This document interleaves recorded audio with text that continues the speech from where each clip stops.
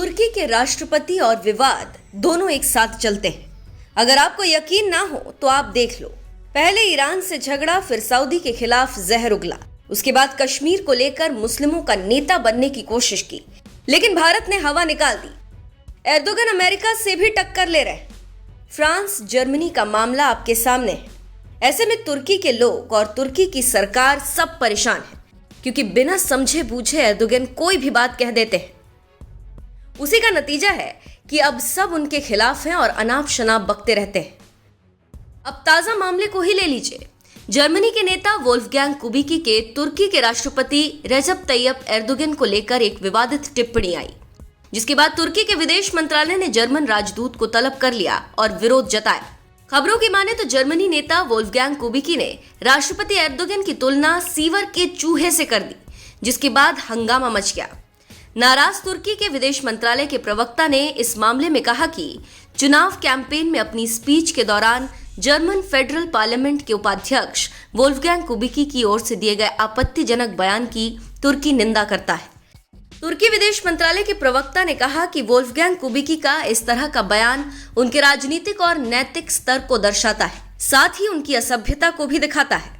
खबरों की माने तो जर्मनी नेता वोल्फगैंग कुबिकी जर्मनी में राज्य चुनावों में अपनी पार्टी के लिए भाषण दे रहे थे और इसी दौरान कुबिकी ने कह दिया कि सीवर के चूहे एर्दोगन की वजह से जर्मनी में आ रहे शरणार्थियों को अब जगह नहीं देगा। वही विवाद बढ़ने के बाद वोल्फगैंग कुबिकी ने न्यूज एजेंसी रॉयटर्स से इस बारे में बात की और कहा कि चुनाव कैंपेन के दौरान मैंने एर्दोगन पर टिप्पणी की थी। जर्मन राजनीति और कुबिकी को जानने समझने वालों का कहना है कि ऐसा पहली बार नहीं है जब जर्मन नेता वोल्फगैंग कुबिकी ने विवादित टिप्पणी की हो। ऐसा पहले रूस प्रेम दिखाकर भी मुसीबत में पड़ गए थे। जिस समय यूक्रेन से जंग की वजह से रूस कई देशों का प्रतिबंध झेल रहा था, उस समय उन्होंने रूस और जर्मनी के बीच गैस पाइपलाइन को फिर से शुरू करने के लिए कहा था, जिस पर उनकी पार्टी में भी विवाद छिड़ गया था।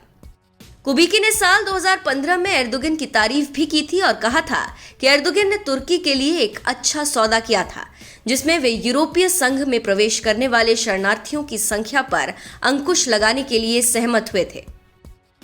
जानकारों की माने तो जर्मन के नेता ने जो कहा है वो सही है, लेकिन कहने का तरीका गलत है। ये बात सही है कि तुर्की से आने वाले शरणार्थियों की संख्या तेजी से बढ़ रही है, जो जर्मनी की विदेश और घरेलू नीति के लिए एक चुनौती बन रहा है।